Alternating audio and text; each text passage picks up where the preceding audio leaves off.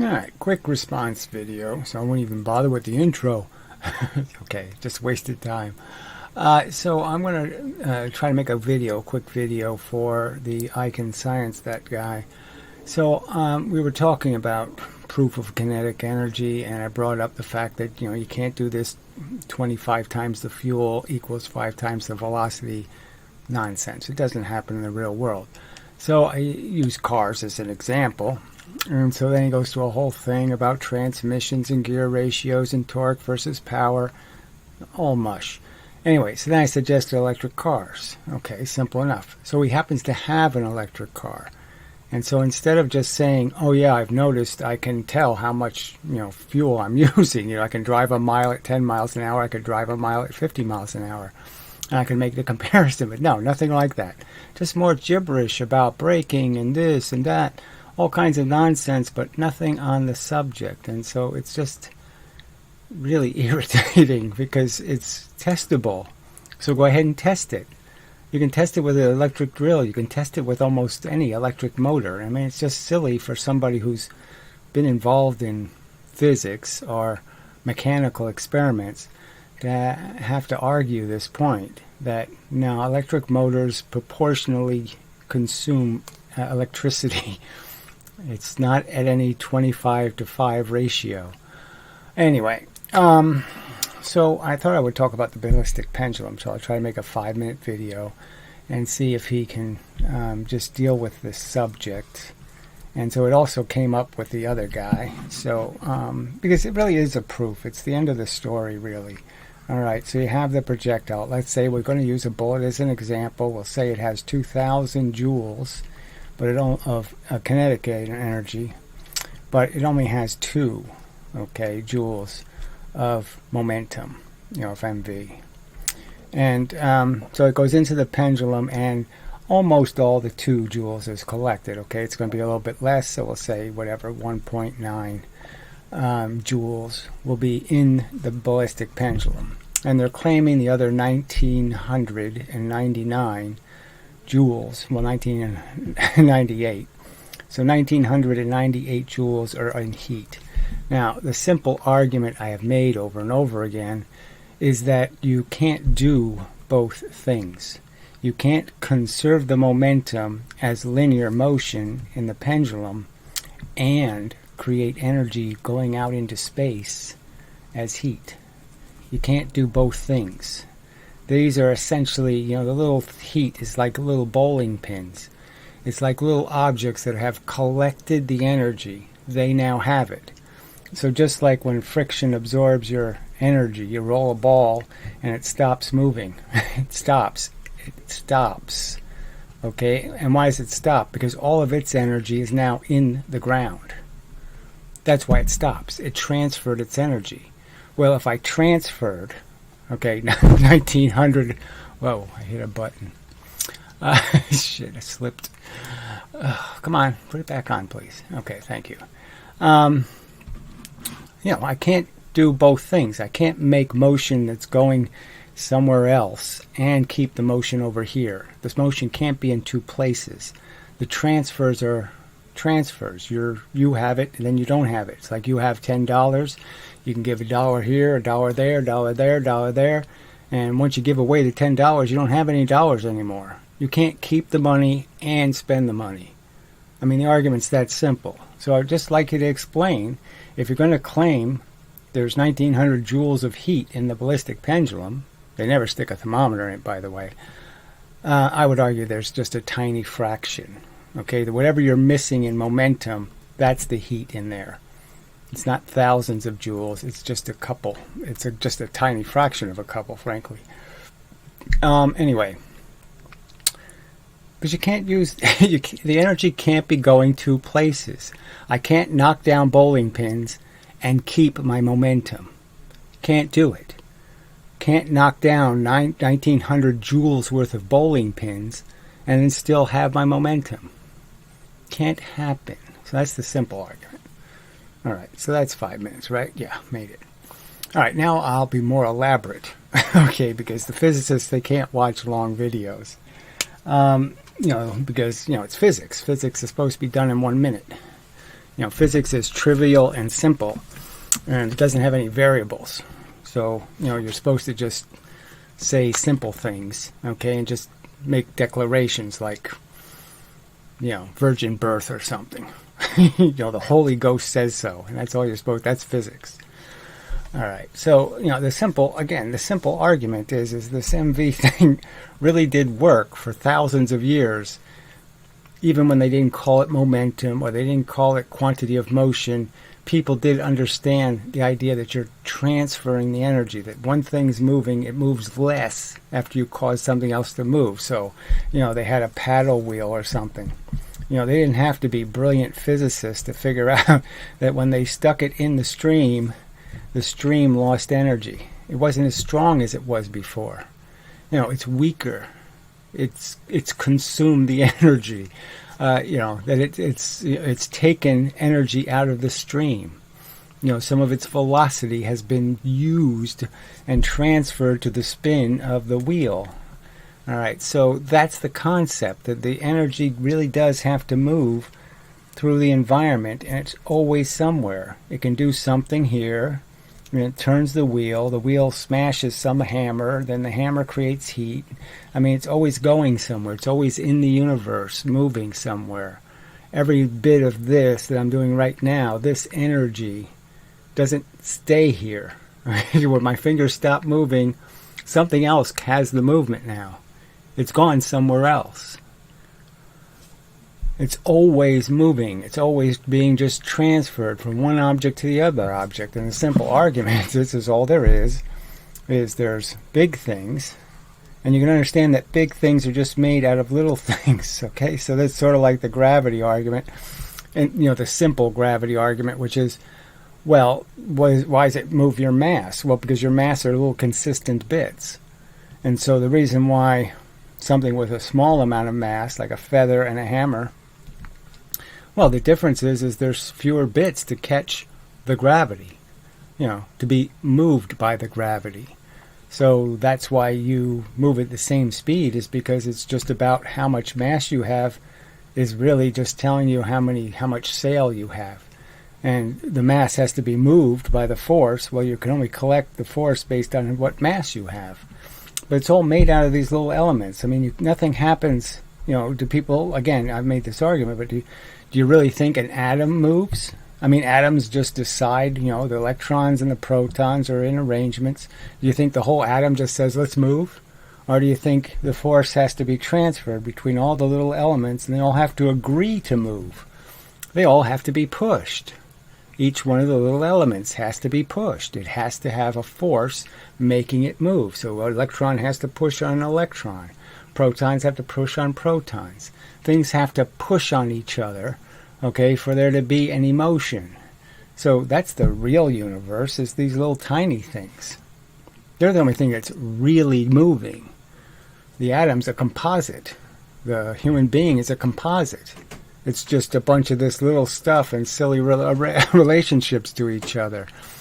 But if something moves, it's because it's transferred between these little bits, and that's what we see happening, right? You get moved in an elevator, the motion has to move through your atoms. It has to hit each atom, push, push, push, push, push, going right through your whole body. All of that has to take place. It takes time for it to happen, and that's why you feel it. It's because it all doesn't happen instantaneously. It happens slowly. Your spine moves quicker than your watery bits. So you feel the motion. You don't feel gravity because gravity's really hitting the electrons and protons. And it's moving them all the same speed because they're all the same size objects. So that's a little more detail. I could probably do even more detail, so I'll take a pause. Just because I hate to make a 10-minute video, frankly. 10 minutes? Well, maybe I'll read the rest of the email. Like I said, nice enough guy, okay. But this really isn't that complicated. I'm saying, show me the experiment that makes you believe it takes 25 times the fuel to spin a motor 5 times as fast. Show me the experiment. Show me where you have some indication this happens, like you have a generator or you've seen a turbine. I mean, I went to the Hoover Dam and I've been to Niagara Falls. I've seen the turbines, heard little explanations about how they work, and I know they don't work, okay, based on kinetic energy. I know that spinning the turbine twice as fast doesn't make 4 times the energy, and spinning it 5 times as fast doesn't make 25 times the electricity. It don't happen. So why do you believe? Just because they told you so? Have you researched any of it? I mean, do you know who Leibniz is?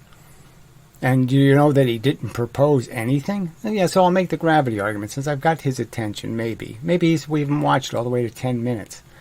Yeah. Ooh, the horror. 10-minute video. How frightening. But let's do the gravity argument. I mean, it's so right in your face that this is just rubbish, this whole silly 9.8 meters per second squared. There's no squaring anywhere. Newton didn't say that. So why are you people saying it? Okay, so I just have 2 objects. Okay, one of them is going to drop 1 unit of distance. One of them is going to drop 4 units of distance. All right. Now, we already know the result. Okay, we know this is going 1 velocity and this will be going 2 velocity, not 4 velocity. Okay, and we know it's 9.8 meters, okay, per second of extra velocity. Okay, it's just a velocity. Okay, over 1 second. Every 1 second you get 9.8. Not every half second, not every 4 seconds, not any second squared. It's just 9.8 in 1 second. And I could just make that 9.8 into 9.8 hits, by BBs. So we could just argue that it was BBs flying down from space. And with each hit they get a fixed amount of motion. It's an exchange. Let's just say the BB stops moving and the thing it keeps moving, or it sticks. Doesn't really matter. Let's say the BBs are infinitely light and they stick and just give the momentum to the object. And that's all that's going to happen here. That's what gravity does. That's exactly how you create an inverse square law of the whole thing, because obviously it concentrates as you get closer to the center, and as you go further out, inverse square. You're spreading the BBs. All right. And so that's all you can say. So this experiment here is identical to this one. Okay. So I have 1 velocity. I have half my speed, and I've only gone 1/4 of the distance. 1/4 of the distance, I have half my velocity. Right there, it should be saying, oh, okay. This isn't about getting a unit of velocity per unit of distance. That would be silly to believe that. And so this is 1 velocity and it's 1 unit of time. So this is 1 unit of time. Let's just say it's a second. Okay, 1 second. Okay, both of those things are 1 second. And we know that this whole thing here is also 1 second. It's just 1 unit of time. And you're just going to get 1 unit of new distance. You're just going to get 4.9 meters in 1 second, okay, of distance. And this 9.8, well, of course, you got the 9.8 when you got the velocity here. I didn't need to collect any more BBs because I already have the 9.8, so I would have gotten this distance for free because I already got that motion, that velocity from the first second of gravity. The first second of gravity gave me the 9.8 I just did here. And the only new thing I got was the other new 9.8, which is I got hit by 9 more BBs. And now I have a velocity of 19.6. So how can you make this into 4 times the energy? And then how can you say that somehow the physics has never done the experiment, but Leibniz said that this, okay, a 1 mass dropped 4 units of distance and a 4 mass dropped 1 unit of distance is the same energy. Because your kinetic energies theory says it's the same. But it's not the same. They're completely different momentums. How can 2 completely different momentums be the same energy or create the same force or create the same impact on a ballistic pendulum, for example? Obviously they can't. It doesn't make any sense at all. Things that weigh 2 different weights can't weigh the same weight. It's so nonsensical. But it's clear. 2 units of time, 2 units of velocity. Why would I think it's 4 units of energy? It's silly. All I got was these 19. That's the 19 here. I got 9 plus 9. That's what I got. I didn't get anything extra. That's all the energy it got. I just don't know how you... I mean, this is so glaring. Half the speed, 1/4 of the distance. I mean, that lack of symmetry should just scream to you, okay, this really can't be about collecting some kind of constant force in some sort of constant way, because it's clearly not a constant. I didn't go half my... I'm not going 1v here, then 2v here, 3v here, 4v... No, none of that's happening. So why do you believe this garbage? So yeah, I shouldn't have to explain the history to a physicist, right? Because they should have researched it. If they're going to say something as bold as, yes, it does take 25 times the fuel to go 5 times as fast. If you're going to say something as bold as that, you should have at least researched the subject. And the fact is, none of you have. Because if you research it, you'll see Leibniz had no evidence. Nothing. All right. And then in 1720 something or other, 1730, Madame Chartelet popularized denting clay with round objects. So again, I have to explain to physicists how that's about as stupid as saying a pointy arrow has more energy than a dull arrow. It really is that dumb. All right? I mean, it's the same thing as saying, okay, this arrowhead and this arrowhead, right? This one goes in deeper, therefore it has more energy. Obviously, you know that's not true, okay? And denting a surface with round objects, you can understand that when you're just denting the surface, that is, you're not going all the way through to half the circle, right? So you have a circle and you're just going to go this deep. Well, obviously, the thing that has twice the velocity, okay, is obviously going to be pushing more clay sideways than it's going to be pushing down. And the thing that dents the clay has less velocity is going to be pushing down more and sideways less. So I should dramatize that with a longer arrow here. That's going to be the difference. One case, it's pushing mostly down because of the flat bottom on the circle, and a little bit sideways, right? Sideways. And the other one's going to be pushing a lot less down and a lot more sideways. By proportion. So obviously it's not a good experiment. The displacement. So again, they didn't measure how deep it goes because it doesn't go 4 times as deep. Twice the energy doesn't go 4 times as deep. It just makes 4 times the size of the crater. Okay, so the displacement of the total displacement of the clay is 4 times. So it's again an illusion. Okay, this isn't the truth. This isn't how you test how much energy something has. And this is the very reason why Joule invented the Joule tank, is that these little gimmicky ways of collecting energy are very flawed. And that's the whole reason why he had to come up with a better way to do it, because these silly experiments don't work. That's the true physics history. So anyway. Alright, so 18 minutes, that's probably okay. So, anyway, I'll probably make a live video later. And so I can talk some more. I'll play a video by...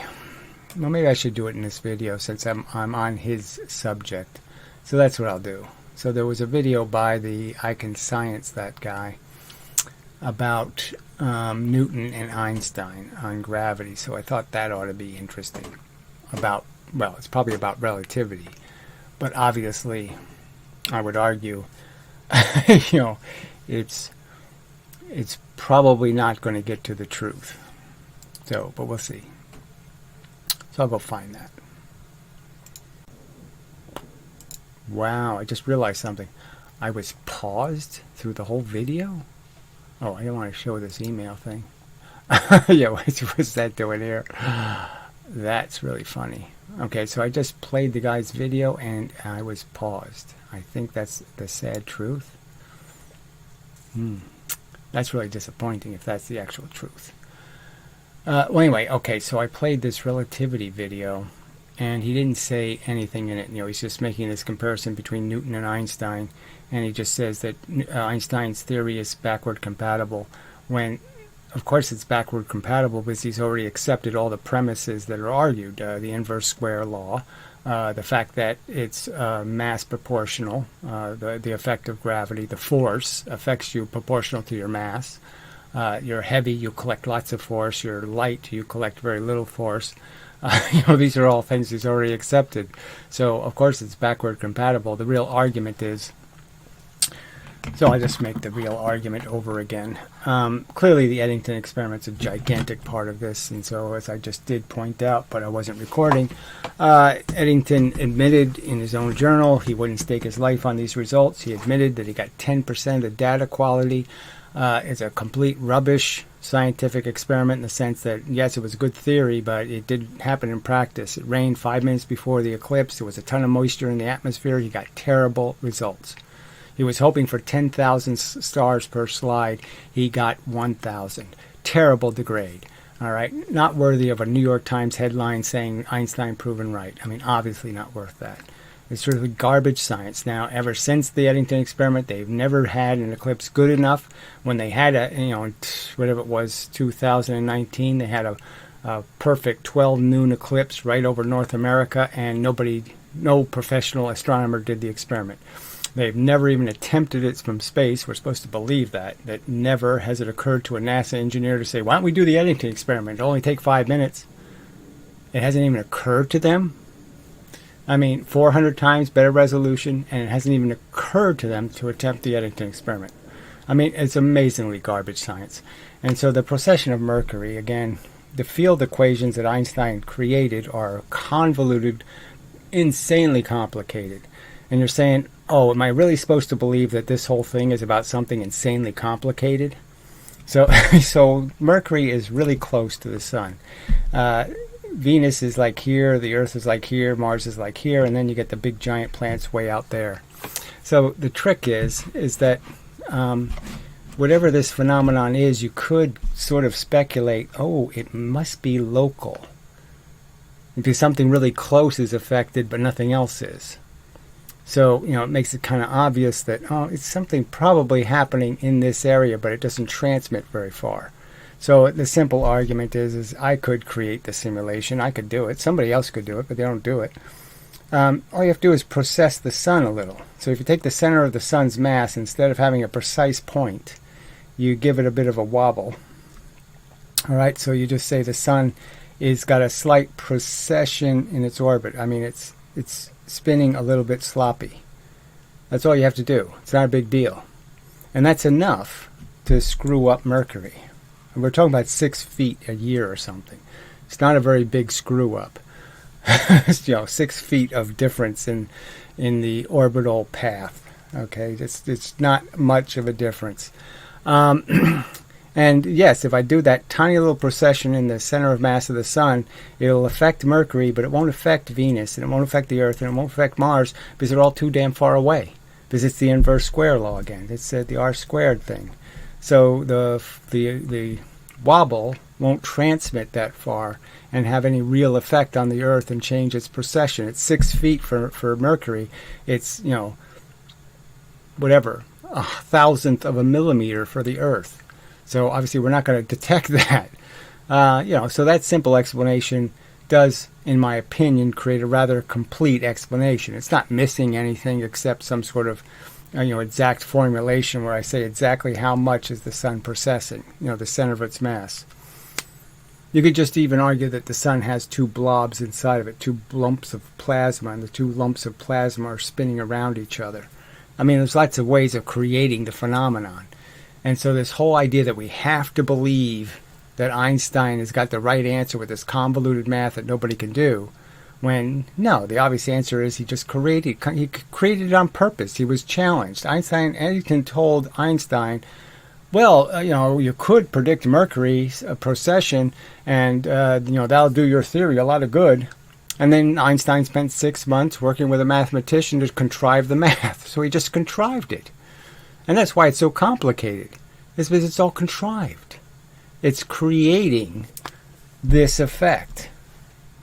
Anyway, then you can go through the whole thing of the 1917 attempt to do the Eddington experiment, and that at that time Einstein still believed the bending of the light would be 1 unit, the same as matter. And it wasn't until 1918 or 1918, he changed his theory to the twice the bending. So if they had done the Eddington experiment in 1917, Einstein would have been proven wrong. If they would have gotten the same answer, which of course they wouldn't have. Because the answer they got in 1919 was just complete bullshit. Light is not bent by gravity. You can't bend a force with a force. And you especially can't bend it twice as much. Shit. This is so ridiculously bad physics. Alright, so anyway, too bad you missed the whole video, but I mean, it was tediously redundant and uninteresting, I have to say. Yeah, it just didn't mean anything. It didn't prove Einstein right at all, okay, and it didn't prove Newton wrong at all in any other way than Newton not realizing the sun has a tiny precession in it. Yeah, so I'm just saying, if you took Newton's equations and just assumed the sun is precessing, you could probably predict Mercury's precession. Has anybody tried? No, because they don't try anything. They don't drop 4 pounds 1 foot and 1 pound 4 feet. They don't try anything. They don't do any experiments. They just preach a religion. Alright, so anyway. So this video was an hour shorter than it would have been, so okay. That's just disappointing. I don't know how I hit the pause button, or why I hit it, or whatever, but apparently I did. So anyway, till the next time and such and so forth and whatnot.